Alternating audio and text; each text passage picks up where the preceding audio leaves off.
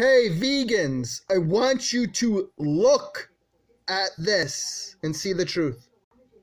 Please stop focusing on the slaughter. Everyone knows that they are eventually killed, but most do not know that they suffer from birth to death long term, such as drugging up animals so that they grow unnaturally big and have broken bones from all the weight and die of heart attacks.